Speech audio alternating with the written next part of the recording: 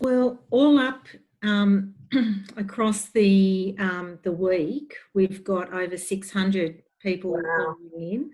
So at the present time, I can see that we've got 91 people online. Okay. Now I can only see names, but Nicole, I can see you. So you're the only person that I can see. So I'm going to be having a one-on-one conversation with you. Okay, sounds good. And we've got 97 now. Wow. Okay. I did say that I'd like to break the internet. We could break Kim Kardashian's numbers, I think, with these briefings. Sounds good.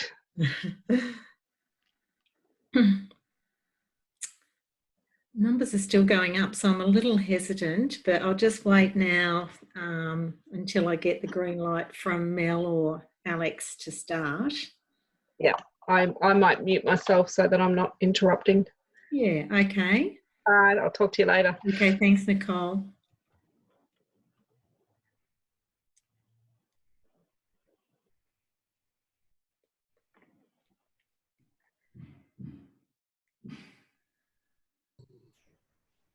We're still going up in numbers here, so we're up to 102 people now. And just while we're waiting, we might give people another 2 minutes before we kick off. And thanks everyone for being so prompt and calling in. It's a great chance to speak to people directly. There's a lot of information circulating, so a great chance to get from us directly to you guys. And just encourage, there are, as Rosie's been saying, a lot of people that are booked in. I think we had about 140 register for today's session, or the 12:30 session. So just encourage you, if you do have questions that pop up, and there will be a lot that come through, maybe just record your questions in the chat function. So use the icons down the bottom of the screen and type your question rather than waiting for an opportunity to talk, because it'll, with so many people online, it might just get a bit crazy, hectic. So yeah, use the chat function and we'll manage that as we go. Good on you, Mel. And for those also who are joining us now, could you please all put yourselves on mute? It's not that we don't want to hear from you, it's just purely that occasionally there's a little bit of background noise or phones ringing, or in my case, dogs barking. And so it'd be great not to have that background noise. So if you haven't had that chance to put yourselves on mute, please do. And I see now that we've got 110 people. So I think, Mel, what do you think? Go for it. Yep. Okay.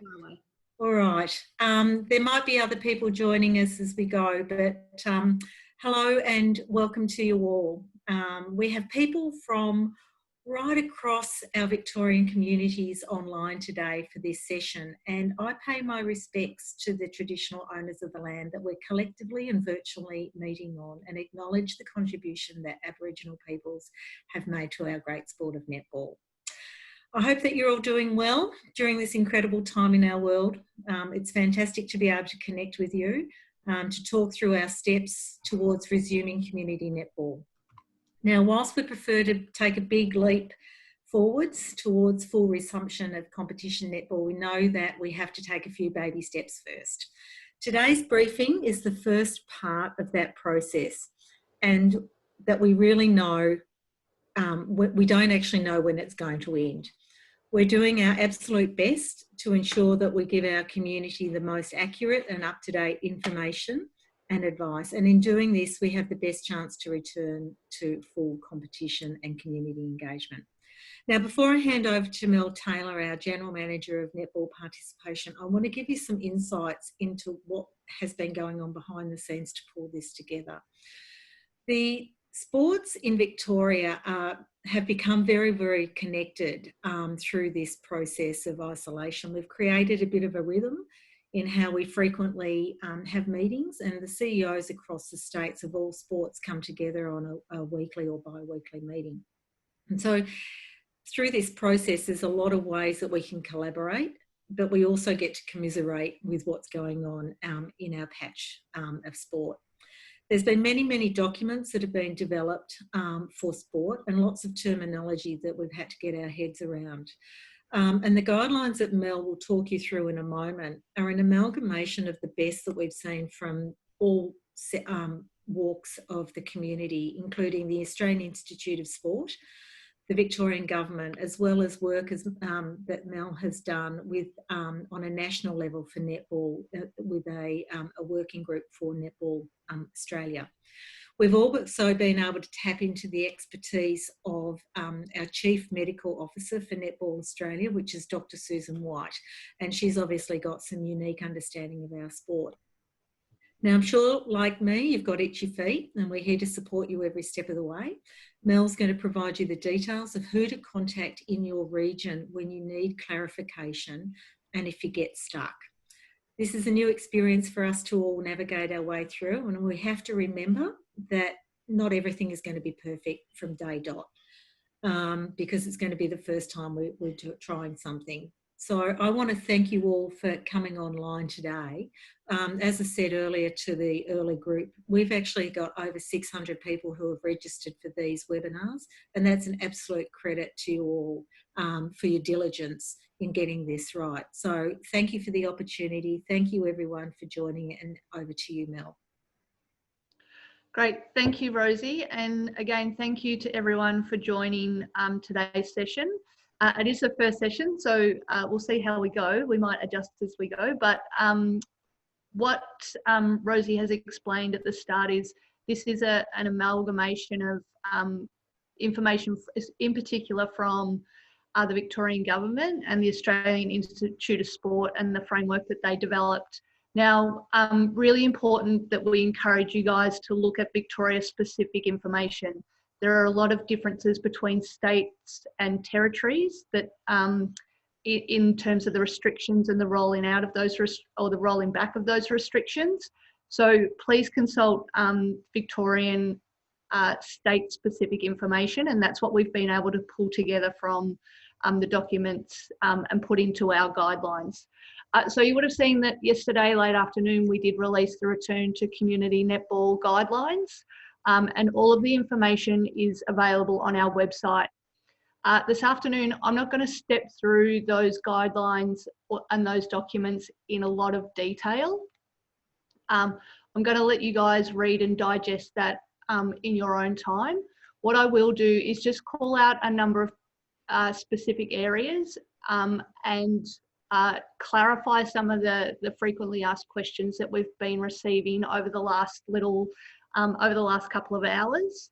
And then any intricacies of that information we'll highlight as well. As I said at the start, if you do have questions, please just write them in the chat. We've got some Netball Vic staff online that will help us navigate through that. So some key points in our Return to Community Netball guidelines, and stressing that this is step one. We're very much in a testing phase for in Victoria. And the Victorian Government have let the rope loose a little bit, and it's up to us to adhere to as strongly as we can to these guidelines, with a view that if we get things right early, we will have much more freedom later on.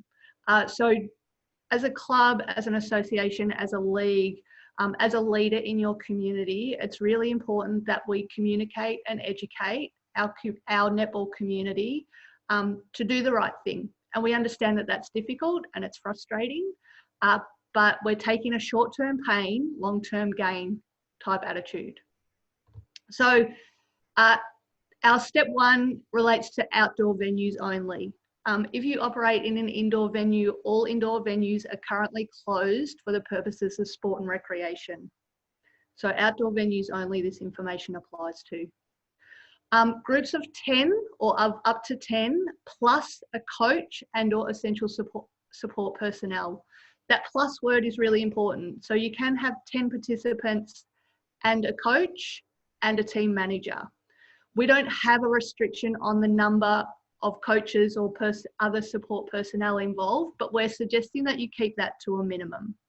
Keep in mind the child safety regulations, but groups of 10 plus a coach, keep it to a minimum. There were some questions around umpires. we're not at a stage where you will need umpires. There's no match play to be taking place at the minute. Umpires are not a consideration.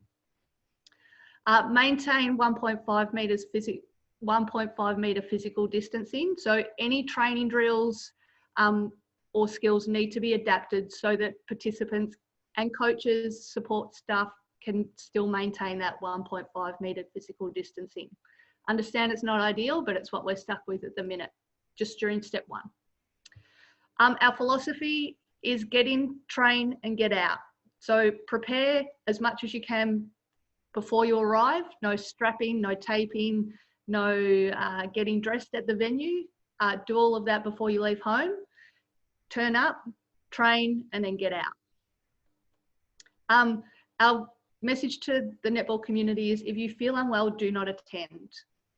And responsibility for you guys to share and to keep communicating those key signs and symptoms of coronavirus, and making sure that if people do feel unwell, then they should go get tested just to be safe. And at this stage as well, participation should be optional. So we know that there are vulnerable members of our community. We know that there are people that are scared. We're in uncertain times, and they may choose to not participate in this first step.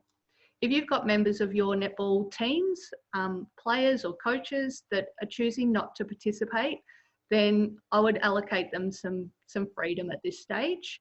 And we are only in step 1, so be considerate about where people are at. There are a number of resources that were released yesterday, so all available to download on Netball Victoria's COVID page on our website. In particular, the guidelines for associations and clubs is important for all venue managers or courts, facilities. The guidelines for netball participants is important that we send through to all members of our netball community. And the checklist will be really important for associations and clubs as well. The frequently asked questions document, as more questions come through, we will continue to update that. And then we've got some quick reference guides.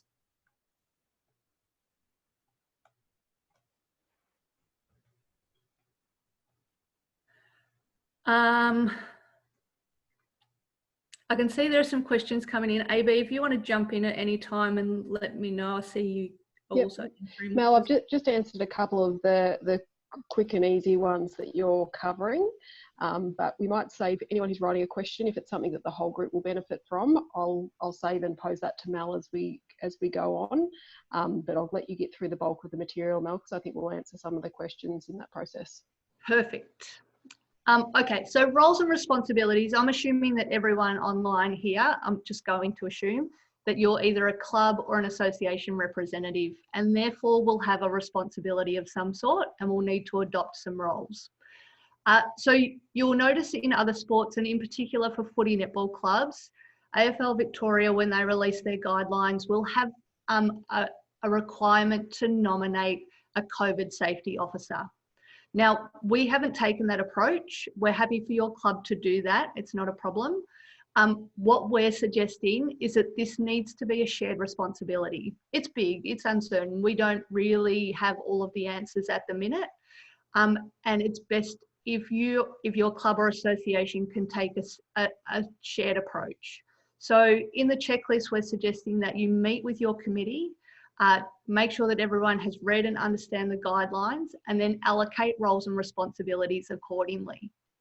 The clubs that I work with closely, there's usually 1 or 2 people that take on the responsibility for everything. That one nominated person, we're reluctant to add one more role to that one nominated person and put more responsibility on their shoulders. If we can share this from president right through to the youngest participant in your club, then we're going to get further and we're going to get faster. So really adopt that shared approach.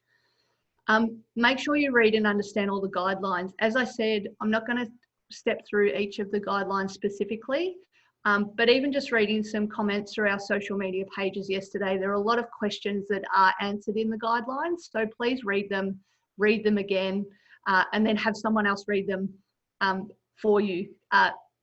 You can't get through too much information. We want you to share the information with your members and ensure they understand their responsibilities. So there's a page specifically for participants. We're saying don't just send that to them or don't just refer it to them, but maybe host a Zoom meeting and talk through with them. Have your coach explain their responsibilities. So that get in, that get out, get in, train and get out mentality really needs to be adhered to.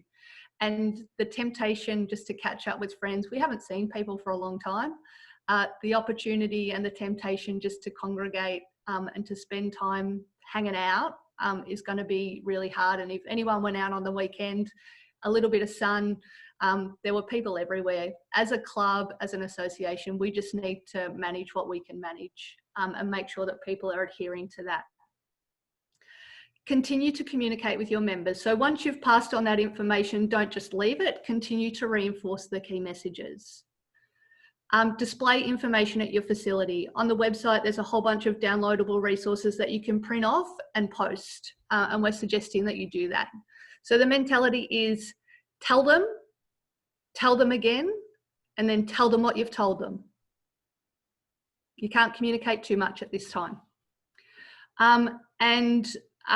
At this stage, we're planning in short-term blocks. So the state government, when they announced step 1, they suggested that they're operating in 3-week blocks. So by the end of May, the start of June, we may have some more information about a step 2 approach. And then 3 weeks after that, we're hoping to have information that can open up our restrictions even further. So continue to meet and talk with your committees and your members, and keep in mind that we're in a very nimble and mobile situation, and that things will change and we need to keep communicating.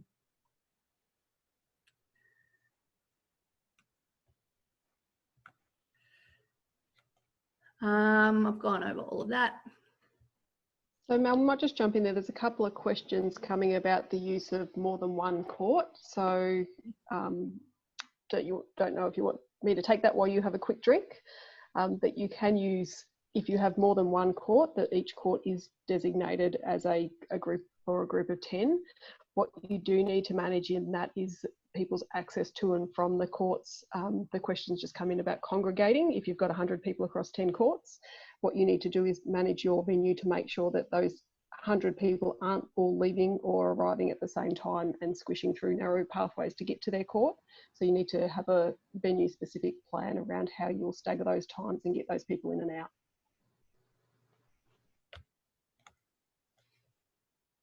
Yes, absolutely. I've sort of touched on the group management stuff.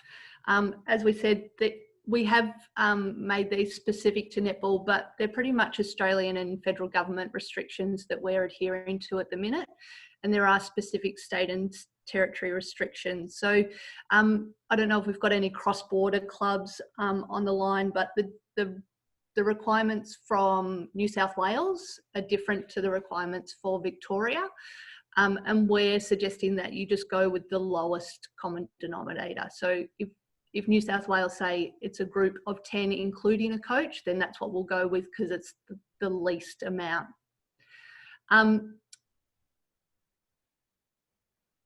But the group management, it is important. So we've got all the detail. It's the management stuff that will be the difficult part. So as Amanda said, making sure you're staggering training times and not having a huge amount of crossover. And then the other important thing, and no swapping between groups. So don't have a group on court 1 and a group on court 2, and these guys do an attacking drill and these guys do a defensive drill, and then you swap halfway between. If you're in a designated zone, you stay in your court, you stay in your area. There have been questions about coaches swapping. So a coach that might coach an A grade team and a B grade team. If it's during the same time, the same session, then we're suggesting that the coach does not spend 10 minutes with one group and then 10 minutes with another group. What we would suggest is that you schedule A and B after each other and have a designated amount of time, so 20 minutes between sessions. And after the A grade train, then the coach goes and washes their hands, sanitizes all of the equipment that they're using, and then the new group comes in and they can coach the B grade team. But there's to be no swapping between the same session.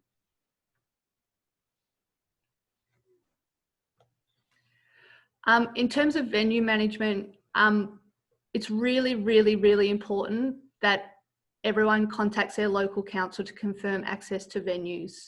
So we're saying Council and Netball Victoria are saying the same thing. All councils now should have a copy of our guidelines, but some local government areas are placing stronger restrictions on access to venues. So you'll need to have the conversation with them about their requirements and their timelines. Now, we can continue to have the conversation with council, but it's really up to each jurisdiction to work out their own process. Some councils are requesting clubs to complete a return to play plan, and that's okay. Netball Victoria have to complete a return to play plan and submit it to Sport and Recreation Victoria. What we're wondering is if you guys can use that information. So we're suggesting that the return to play plan, most of the detail that you'll be required to fill in is information that's recorded in the resources that we have developed. So hopefully you can just print those off and give them, and as long as you're adhering to those guidelines, you should tick the box for council. But it's really important that you're having the conversation. Some facilities are not on council land, so you might use a school facility, Department of Education, or a privately owned or a private or independent school. Or you might have a facility that's managed by DWELP. You'll have to have the conversation with those guys as well. There are slight differences. Department of Education will be depending on the requirements of each school. So you need to have a conversation with them. Plan ahead. So we've developed a checklist that you guys can work through as a committee. Use that and it will give you some guidelines about the process that you need to adopt.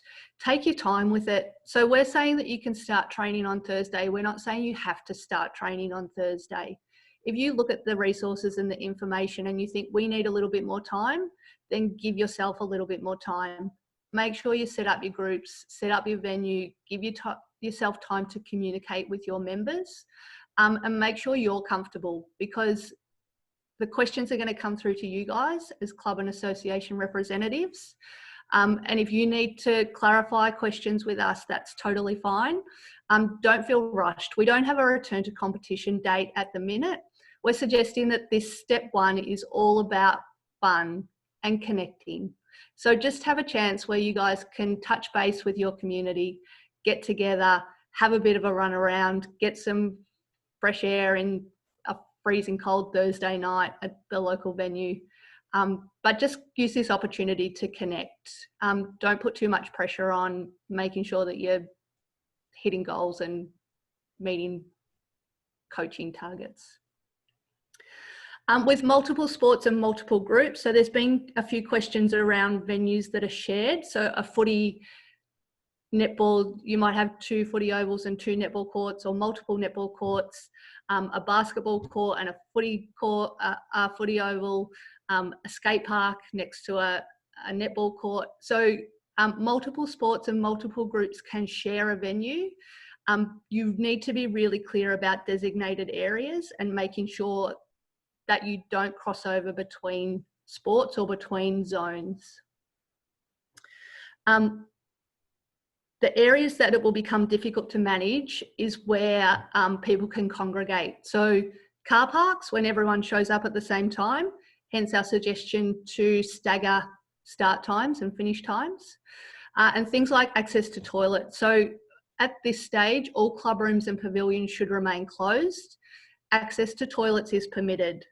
If toilets are inside, which I hope they are in most cases, then you need to manage that. So making sure that there's 1.5 metre distance markers, put across, we've all been to the supermarket, put across on the floor so that people know where to stand.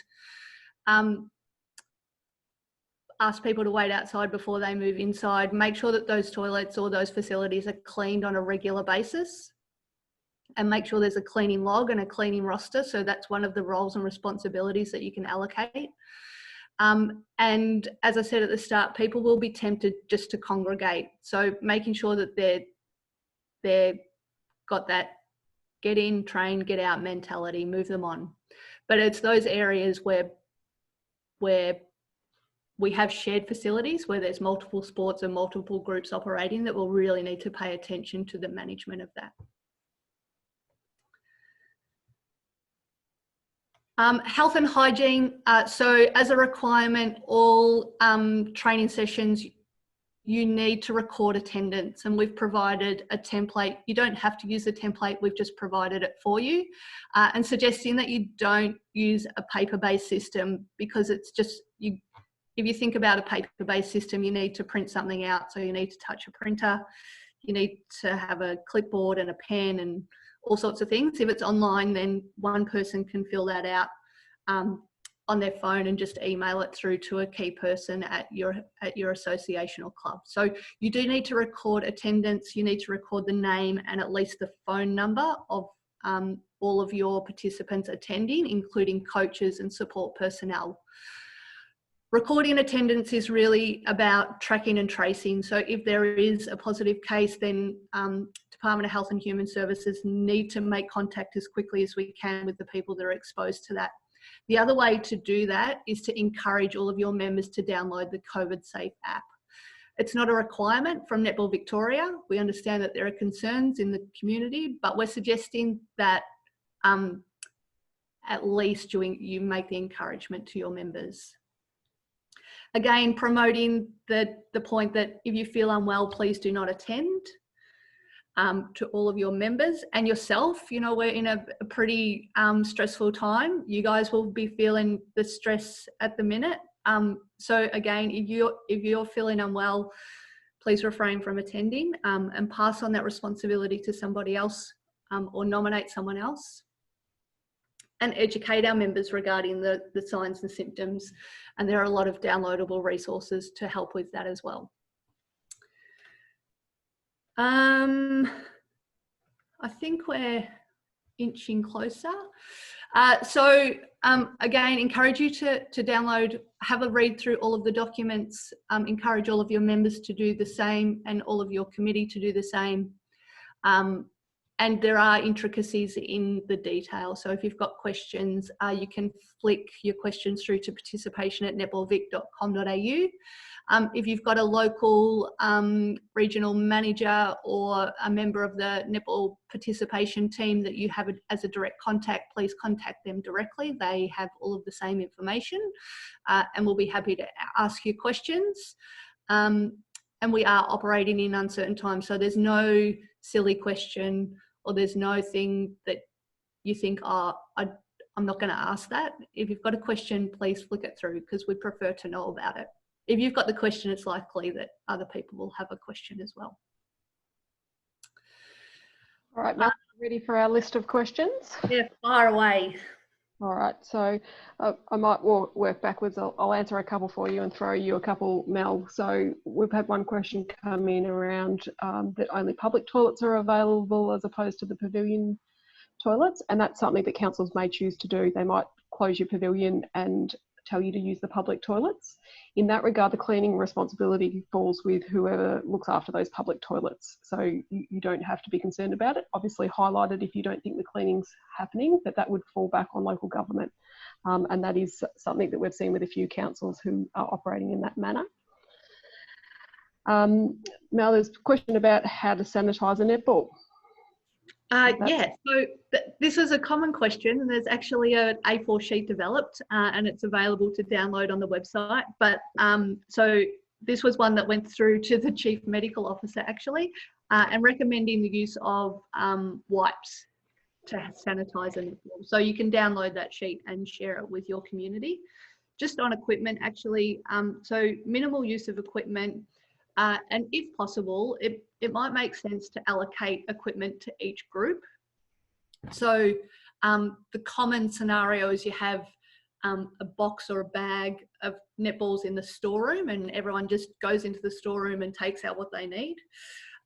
perhaps you just allocate 1 or 2 balls to each group of 10 participants that you'll have operating across your club or association, and that's their responsibility. So we're not sharing information, we're not sharing equipment across groups. If you use cones, you might want to think about using chalk as a marker on the ground rather than an actual something that people can touch and feel. Any equipment that's shared does need to be cleaned between or after each group's use. But if you can minimise the cross use or the equipment that's used across groups, that would be the best approach, I would say. Yep. So we've had a question about parents dropping and going, and yes, that's the preferred. Obviously, we want you to operate in a child-safe environment, so you need to consider leaving your coach one out with young children and how you manage those situations in your planning. But most certainly, you can't have a parent staying with your underage teams to watch. They will be counted in your 10 if they stay in that vicinity, so you want them to drop and go to enable you to manage your 10. So some questions about large spaces, Mel, if there's next to a netball court, if you've got a large space, about how you can consider your zones and whether that can be an additional zone to use for another group of 10. Yeah, as far as we know, what's a little bit unclear is who has priority access to what areas. So if we're a netball club, then there's an assumption that the netball court is our domain. If we're at a nearby park, then allocating an area or a zone. So I would say that you use markers of some description to mark out a designated zone if you're using a park or a park area. And so that you can restrict where your players are moving. But also that you restrict outside people coming in or walking across. It's harder to manage, but it is possible. That answer the question? I think so, Mel, but we'll wait and see if anything more pops up. And just clarify, yes, that parents can stay in the area if they go back to their car. It just needs to be a very clear demarcation between them and your session and not infringing on your zone. And also just make it easy for yourself. If you don't have to keep an eye on the parent on the side of the court, that's one less thing for you, for your coach or whoever's operating your session to control. There's been a question about Netball Vic membership to train, and yes, you do need to be a Netball Vic member to train. That's your personal accident protection and your coverage. And I think I'll follow on that with the question there was about refunds. And at this stage, we're quite confident of getting netball in the year. So we're not at the moment assessing refunds. Netball Vic will keep monitoring that. Obviously, as this situation evolves, that's not a hard and fast rule until the end of the year, but we will continue to monitor what netball looks like into the year before we make any calls. And we are addressing hardship and health concerns when people are contacting us through our processes. That's of course the right thing to do, and we'd encourage you to do that at club and association level as well. But it will be a blanket position on refunds generally, depending how the season evolves, as opposed to looking at individuals at this stage. And following into that, Mel, there's been a question about if netball might operate separately if the football netball season doesn't get up in its traditional format. I'll throw that one to you. Yeah, cool. We've been talking with a lot of leagues across the state. And of course, the traditional home and away footy netball structure is what everyone wants to stick with, which is great. If we can get that season up, then perfect. So we'll have some key decision markers. So the first one is, can we get a footy and netball season running? Yes or no? And then the options open up. So we're suggesting and we're encouraging leagues to think about alternatives. So if football decides not to run, then is there support for a netball only competition to run?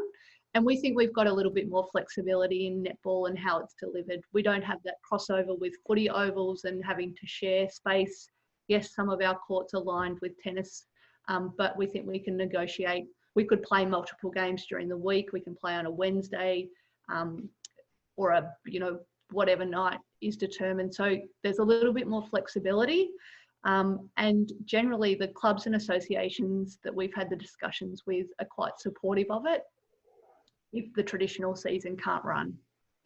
So I think it'll be a local decision or a decision based at each league level, league and club level, and then the options will open up from there. And there are a number of scenarios that can be looked at, or a number of competition structures that can be looked at. And so just finishing on that, Mel, there would have been a question about the timeline to stage 2.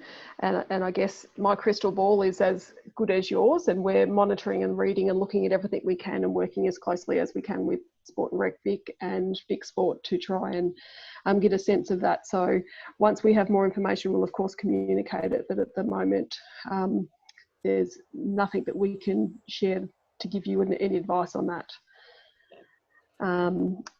Another question. Sorry, I was going to say the only indication we have about the opening up of restrictions relates directly to cafes, restaurants and pubs and the gatherings of 20, 50 and 100 rolling out. But that's a marker that stretches through to mid-July. We don't know whether that will apply to community sport either. But that's sort of the one. Yep, and absolutely, Kath just posted a little follow-on question from your, the one about football and netball, and yeah, absolutely, we'll explore every option to get netball playing, even if football doesn't play. We're very keen to see you all back on the court, regardless of what happens with the AFL clubs, because we do know that we do have a slightly different financial situation on the netball side of things to football, so there's less of a barrier to get back on the court. There's a question around the attendance sheet and who should maintain that, club v association. And I would say, and I'll check your thinking here, that should be maintained with the club. You're running the session, so you're responsible for knowing who's there. Your association, if they're your venue manager, may ask for that information to hold it, which is not unreasonable if they get the first request from Health and Human Services if something should happen. But very much I would say that's a club level. And on that one as well, there was a comment in regards to asking teams to bring their own balls so that it doesn't fall on the association.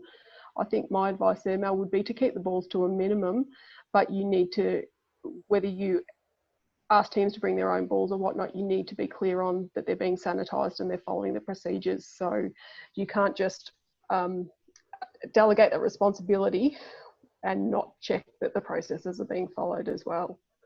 Yeah, you've got a little bit more certainty around the management of the use of equipment. So someone can say, yeah, I did sanitise it, but it might just be that they wiped it down with a tissue that was in their pocket. If you've got the control, then you know what's been done, and you can be sure that you're providing what we've suggested that you provide. So I would limit the use of equipment in this step, and then make sure you can control what equipment is being used. Mel, someone's asked about session limits. Should we be limiting sessions to less than an hour? Yeah, we've, again, advice from the Chief Medical Officer is that we restrict or maximum 60 minutes. And again, step 1, I would reduce that and allow time for changeover between sessions. Yep. Another one, Mel, is Net Set Go. People are just querying whether it's the same message for Net Set Go and what's happening there. Yes. So Net Set Go's programs community netball, so adhere to the same guidelines. The consideration is around the management of that. So at a Net Set Go program, you're likely to have more parents hanging around or more parents staying to watch. So you just need to have a really clear process about how that's going to be managed. And also every Net Set Go program that I've been involved in, if you can stop those 5 and 6 year old girls from high-fiving and hugging and dancing and whatever they do, which is the fun, it's the love, that's why Net Set Go is such a good program. But if you can limit that and get them to stay 1.5 metres apart, then tell us how you do it. I did echo that, and even with an under 11, how you stop them doing the hugging and all of that would be a very big challenge. Yeah. There's a question that's just come in that I'll take, Mel, which is just around school facilities. So yes, we are working with the Department of Education, with Sport and Rec Victoria, to try and get a standard position to access in schools. The interesting thing is that we've definitely, a couple of facilities, we've also already seen that we've got access. The school's allowed access to outdoor courts in this first stage of return. Obviously stadiums, that's still to be worked through. The initial conversation is that where you're on a school site, that there'll be no crossover between school and club. So if school finishes at 3:30, that you wouldn't be allowed on until 10 to 4, for example. How that works with aftercare programs, etc., that will have to be worked through on a local basis. But we certainly, if you are on an education site, I'd encourage you to reach out to your contact that you deal with normally at your school to have a conversation now to see where they're thinking, because we're seeing wonderful results at the moment from them. But if you do have any concerns, we'd also like to hear about that, so we can assist you where we can. Obviously, schools are also working through their return to school plans, which is a challenge. So. Couple more questions, sorry. They're now coming in thick and fast and I'm keeping up, trying.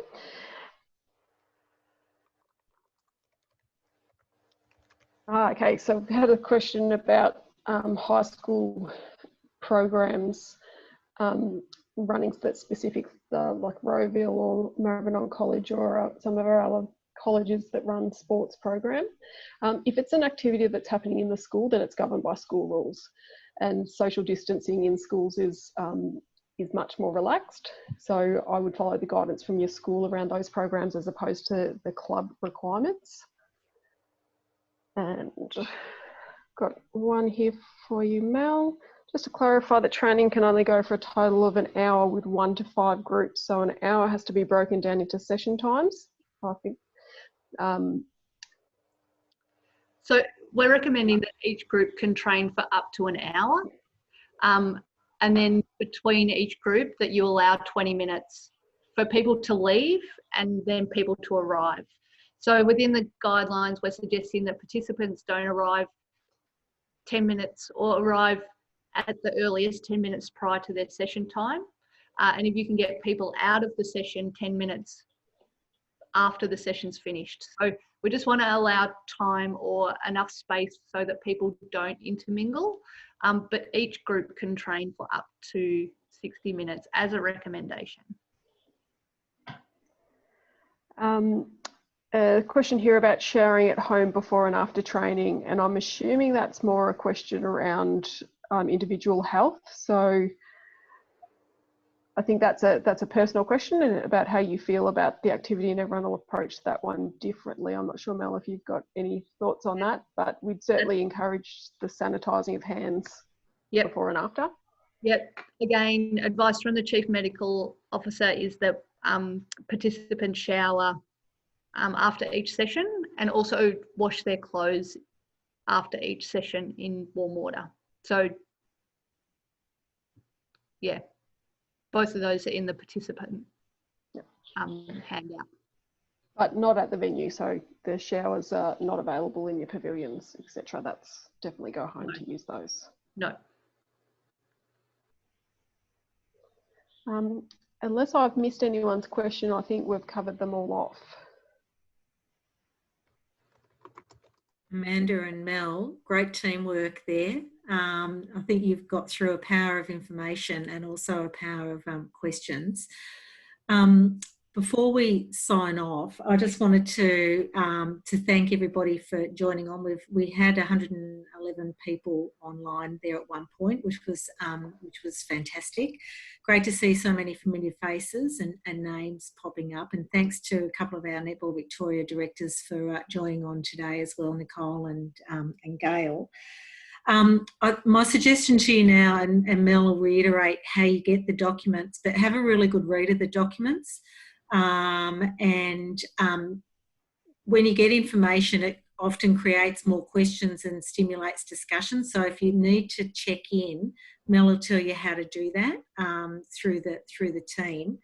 But just to reiterate, this is the first of many steps, and we're going to keep you informed as we go.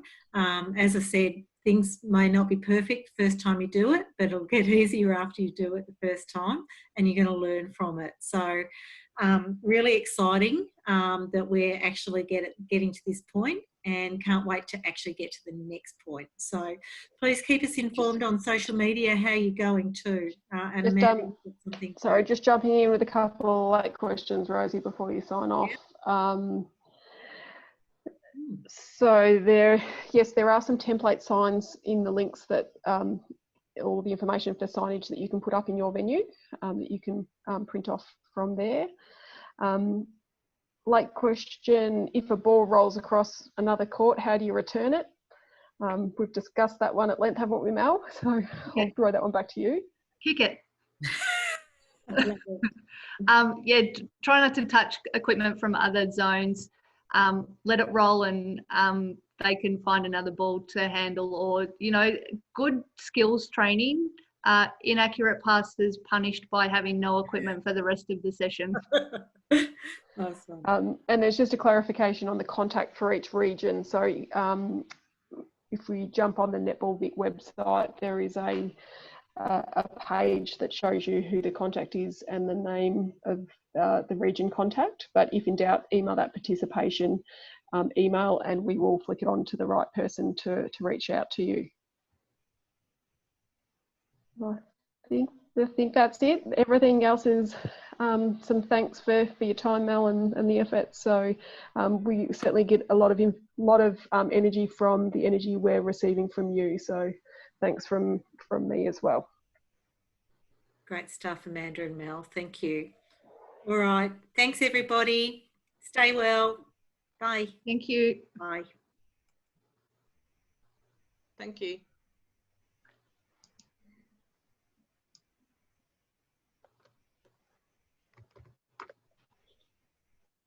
Thank you. Amanda. Yeah. Hey, Great work, you lot. Fantastic. I'm going. Gail. Amanda, I had a chat with Ange from Waverley District about us, all the associations catching up. So, Oh, fantastic, Michelle. yes. So if, I don't know if Olivia wants to organise something, or Yeah, okay. I'll have a chat with Mel and we'll come back to you and work out some good timing.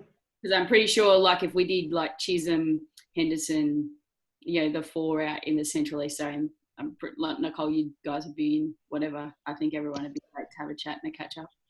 Yeah, I think that's a really good idea. Yep, definitely. At an association level, so we're all doing something similar. Yeah. No, that sounds good. Yeah. So anyway, I'll catch you later. All right, thanks, Michelle. Sorry, can I just ask Mel? I can't see the signs where. You have to scroll. So there's the resources, the link to all of the resources, and then there's a text paragraph, and then there's some extra links underneath that. Okay, so not where all the. It's So on, I see down. Yep. Okay, they just weren't as bold. Yep. Yeah, No, that's good. within a Thank you. separate- Yeah, separate section. Yeah. Yep. No, that's good. Sorry, that was my not reading well. No, I had to double look as well. Yeah. No, thank you. Well done, girls. Very good. I'll see you later. Thanks, Thanks, Nicole. Nicole.